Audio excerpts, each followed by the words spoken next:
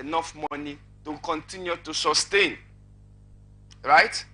So it's within, as a lawyer, I talk as in terms of rights and obligations. You know, it is within their right to make that attraction. And now looking at the next story coming from Ogun State. A female worshipper identified as BC Adeomi of the Mountain of Fire and Miracle Ministry reportedly slumped during a prayer section at the church auditorium in Ibafo area of Ogun State. The worshipper, who was described as a 75-year-old woman by the Ogun State Police Command, was said to have later lost her life while receiving treatment at a government hospital in Sagamo. The police said the incident was reported to its Ibafo division by the head of the security, Pastor Ekikere Esiere, attached to the prayer city located at the Lagos-Ibadan Expressway on Friday. The command stated that Esiere claimed the disease was immediately rushed to the church clinic for medical attention after she slumped at about 5 p.m. on Thursday. Subsequently, the disease was said to have been further referred to Sagamo General Hospital, where she was said to have been later pronounced dead while receiving treatment on Friday. Meanwhile, in a chat with journalists on Saturday, the said police public relations officer Omolola Odutola said the corpse has been deposited at the hospital morgue. Now, it is not the first time we are hearing that one slumped in church during service. We have one medical practitioner in Lagos that this similar stuff happened to, and they attach it to stress.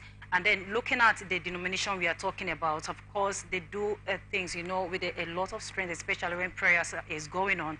And one will ask, because at this moment, we do not know what exactly caused made her to slump. But let's look at stress. Yes, I know that you are not a medical practitioner, but stress is something that every one of us can actually relate to. At what point do you think one becomes so stressed that they cannot manage again? Well, like you said, I'm not a medical practitioner, right? But what is important to me is to speak to this issue. I would want to, of course, know what is the result of the police investigation. The matter, of course, has been rightly reported to the police. So it is the duty of the police, like I usually say, you know, to do a thorough investigation. And it is to that investigation, that report, people like us would speak to, right? So until that happens, I wouldn't want to speculate, right? To say, because anybody can slump anywhere. In court one day, one of my colleagues unfortunately slumped. In schools, people slump. At churches, people slump. And even in their houses, people slump. So it will be uncharitable for me blaming the church and start saying because the church is a certain church that do strenuous prayers, it's because of strenuous prayers that the man or the woman rather collapse, right? So I want to see, was a church service going on? Was there a 3-day fasting and prayer section? Did the woman participate in? Was the woman, did the pastor ask people to stand for the whole day and all that? I want to speak to that. It's unfortunate this thing has happened. The woman, aged woman, 75, she is in Nigeria. She's you know, she's an elder, right? And so it is the duty of the police. A Nigerian life has been lost. So the police should come and do serious investigation. Should invite the pastor, should visit the church, should know what happened, and do a detailed report to the public. It's not just what to keep quiet about. And then if she has gone through some stress or she has some underlying illness, if she would have slumped even in her house, or if she was all in the market, she would have slumped. If the church has nothing to do with it or did not take her through any strenuous, unnecessarily strenuous situation or condition. Because see, constitutionally, citizens in Nigeria and in most part of the world are guaranteed freedom of worship. People have the right to worship whatever they want to worship and however they want to worship, as long as, of course, that worship does not impugn the right of another person. So it wasn't a criminal offense for her to be in church. She had the right to be in church. So we also cannot also say it is the activities of the church that made her slum, because there hasn't been any verifiable investigation report by the police. So until that happens, we wait for that report. But what we can say, it is tragic, it is sad, and may God grant the family, her family, and the generality of people who know her and who relate with her, the fortitude to bear the irreparable loss. Well, of course, definitely the police are carrying out investigation even as we talk now, but nobody has identified the cop yet. There is no family member, nobody as we are talking right now. But we hope that before tomorrow, that will definitely happen. And we really feel bad about what has just happened. Condolence to the family and the loved ones. And now looking at our next story coming from Plateau State. Mr. Noah Kekere and two others were on Friday arraigned at the High Court 9 sitting in Jos, Plateau State capital, for allegedly harvesting one of the kidneys of one Miss Kainde Kamal at his clinic in Jos. Recall that Kamal was operated upon in 2018 for ruptured appendicitis in Mona Hospital, popularly called in Hausa language as CBT yellow, due to the fake complexion of Kekereke, who she allegedly continued to suffer from several stomach ache about 5 years after the procedure. A check in other health facilities to know the cause of the stomach issues allegedly revealed she had just one kidney, and this led to the investigation of the police, which arrested Kekereke, one Dr. Philip Dak Chong and one Yusuf Abdullahi, who called work in Mana Hospital. The NMA has distanced itself from Kekere, says he is not their member, and information has it that he read economics for his first and second degree. They were aligned on the four-count charge with bothered on selling human organs, taking an organs of the victims without his consent, and others. They all pleaded not guilty to the charge. Counsel to accused person SAS Shakha applied for the bail for his client, stating that they are presumed innocent until proven guilty. Of course, no one is proven guilty. This is your area now until everything, all the investigation shows that indeed this person is guilty. But that's not where I really want to handle first. I am looking at, is there no way the Nigerian Medical Association can put measures in place to be able to check straight state and communities to know the clinic, hospitals, pharmacy that are operating illegally? And how did they get their, how is there something that they can put out there that when someone like me walk into a clinic or hospital, I should be able to know that this one is not approved? Is there something like that? Because until all of this happen, you can imagine they are saying that they don't recognize Kekere, that he is not their member, and he studied economics first and second degree. But how did they even come up with this? Is there something that can be done? Yes, I have a lot of respect for the Nigerian Medical Association. I have a couple of members of that association as my friend, right? I have a medical background myself, haven't read biomedical science before I studied law. But it is very, I'm being careful the kind of word I use, right? But it's not pleasing. It is not enough for that organization that they esteem the Nigerian Medical Association to say, just say they don't know him, right? The onus is on them to make sure that anybody who pulls himself out there as a medical doctor is indeed a medical doctor. They owe Nigerians that duty. I don't know how long he has practiced. I don't know how long he has, but from, I think, how many years after? He has stayed there for a long time, for even the community to give him a special name, give the hospital a special name. Maybe because he has that been there. surgery, they say, allegedly was done in this year. I can't remember the year now. 2018. 2018. And they are discovering, this in 2023. So the enemy needs to do more. That the enemy needs to work in concert with the law enforcement agency, the police, and it has to be I know there is something like that, but it has to be more effective, right? To see that quacks are identified, right? They can go ICT, where you can actually put the name of a hospital and its location, and to see whether that hospital or that doctor, the person, the owner of that private medical facility, is known to the Nigerian Medical Association. The NBA used to have that problem. We have that problem. And we came up with the seal, the stamp and seal of a lawyer. Every lawyer, properly so called, now has a stamp and seal. So when a lawyer prepares a document for you, or holds himself out to be a lawyer, you want to ask him, please, where is your seal?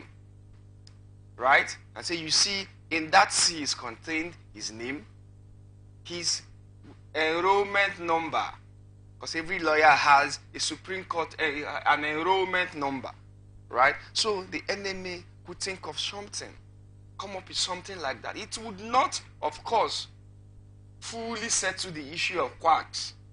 People will try to do criminal, to do crime, right?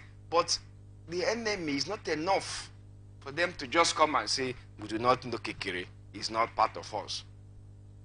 They should do more in making sure that their profession is rid of quacks and fakes, because it is the health we are talking about. Look at the excruciating experience that we listen to that woman's story without her knowing if it is true, right? Her kidney, one of her kidneys was taken away. Can you imagine that, right? And it's distasteful. The enemy needs to do more. The law enforcement agency, the Ministry of Health, the Federal Ministry of Health needs to do more. Let there be some serious collaboration, between the Nigerian Medical Association and law enforcement agency towards the reading of quacks and fake medical practitioners.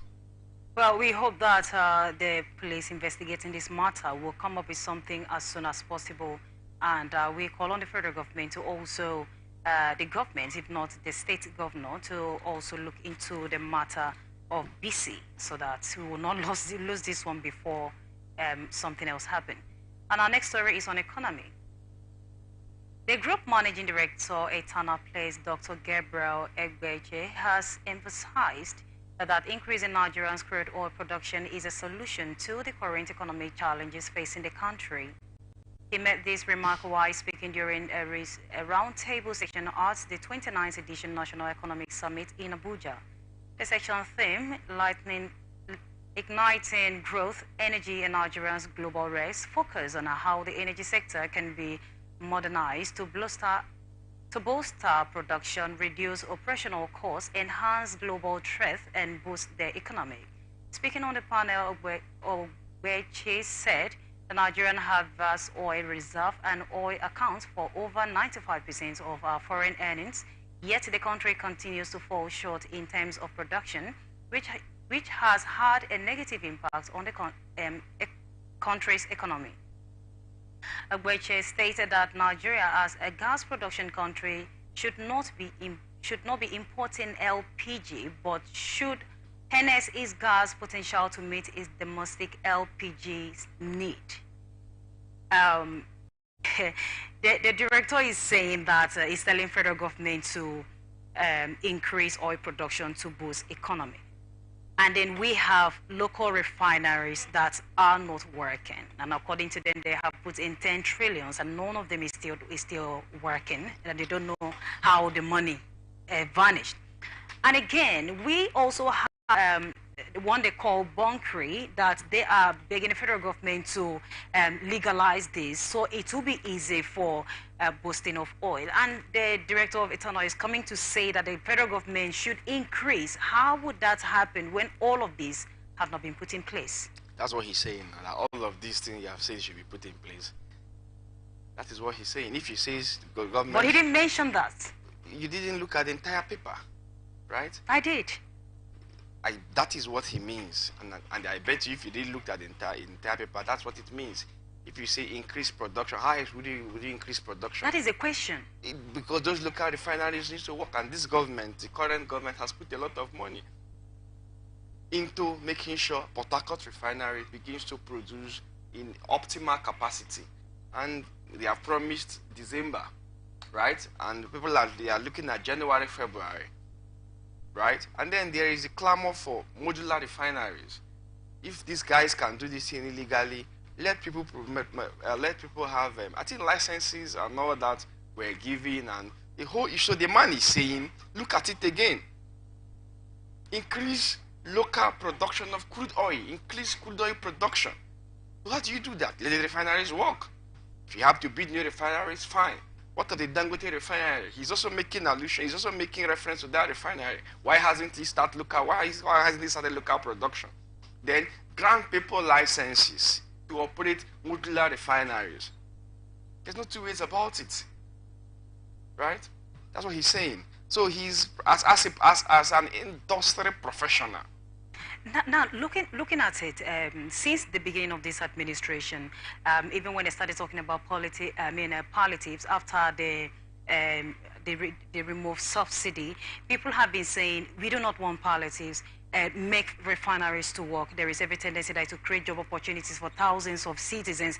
Do all of this, do all of this. And it seems anytime they're talking about this oil production, that it's always, the federal government always have a way of keeping it aside. So do you think, and again, like I said, they talked about putting in 10 trillions in the 3 local refineries and none is working. So what is the guarantee that this time they're going to do something? I mean, we just have December by the corner. Getting the refinery work is not going to switch on a bulb. I go there, switch on that bulb. You walk from here to here, and the bulb switches on. It's work. It's serious work. So you cannot also properly assess what is going on there, or to say the government is not right. If you have not done a serious investigation on what has been happening for the past 5 to 6 months of the administration, I'm sure it's just 5 or 6 months old, right? And from the little study I have done, the little reports I have had, I don't want to give the administration a pass mark. But I think that they are doing so well in making that refinery work. And I commend them and I ask them to continue. Because, it's people have to work today, tomorrow, next week, before it eventually starts working. But the argument, some professionals in the industry have said that technology is too old, that it will never work. So they should do new refineries with modern refining technology. There are some industry experts I have listened to who are of this school of thought. But you see, if the government, as a government, has looked at it, and think that from advice from industry professionals that refinery can still work, and then they have been able to set up a committee and all that to make sure those committees work, those refineries work, and send him money. Let us wait and see what happens. But that does not stop the professional from coming to say in a paper delivered to say, please let the refineries work. We must continue to insist. I'm also insisting. Let there be some increased production of crude oil, of even the refined products. All right, let's keep all hope alive and believe that from now till December that the government will come up with something concrete that we can hold on to and not just paper. And our last story for today is on security. The United States has issued a warning to its citizens in Nigeria to avoid major hotels in the country. The U.S. noted that there are elevated threats to major hotels in a large city of the country. The U.S. issued this warning in an emergency information for American citizens dated November 3rd. It said U.S. citizens should be vigilant at major hotels, be alert of their surroundings, keep a low profile, view the traveling adversary for Nigerians before checking into any hotel. The notice read the U.S. government is aware of the credible information that there is an elevated threat to major hotels in Nigerians at large cities. The adversary said the Nigerian security agencies are working to counter the threats. The Nigerian security services are working diligently to counter the threat. It stated the notice also provided addresses and telephone numbers of the U.S. Embassy in Abuja and consulate in Lagos should not use citizens require help. Any citizen, U.S. citizen required help. Now, this looked like a minus for Nigeria, looking at the fact that since the beginning of this administration, like I said, the federal government has been calling on international body. We are trying to leverage on what they have to be able to stand because we are still developing, and then they are calling for collaboration. And again, we are having this kind of news at this point in time. Don't you think that it is this is telling bad of the country? And again, where do we go from here? Well, it is a minus, right? Like you have said, let me borrow that word. It is also some information for us, some push to do better. This is a responsible government, that is the American government, who bother about the life of their citizens, both the one home and the ones abroad, who understand, the government that understands the value. Not the one that somebody will operate a hospital for years, like we saw in our other story, and the kidney will be stolen, and nobody. I mean, if I hadn't even come here, I didn't know about this news, right? And then, I mean, you don't bother about the life of your citizens. This is a government that bothers about the life of its citizens, so much that it bothers even for the ones abroad as much as the ones that are still resident in the country. And this is not the first time they are issuing advisories. And when they do, we see 5 months, 3 months after that advisory, we know they have credible intelligence, and people like me take it serious. It may be to US citizens, right, resident in Nigeria, but I will use it and be careful where I lodge, the hotels I lodge, you know. And they are saying, look, they have credible reports of threats in major hotels in major cities in Nigeria. They are telling their citizens to be careful because they don't want to lose them. They understand the value of human life, and they know that as a government, the greatest duty of government is to protect lives and property. And so for them it's okay, but for us as Nigerians, for the government of Bola Ahmed Tinubu, he needs to, look at it, talk to the security people and say, what's intelligence, what's happening, to make sure that the lives of Nigerians, and if that person resident in Nigeria, is safe. And then this also has economic implications, right? People would not want to, because of course if you come into Nigeria for business, you lodge in hotels, right? People will be careful to push in money into Nigeria, to come and do business here. It's scary. So the government has a role.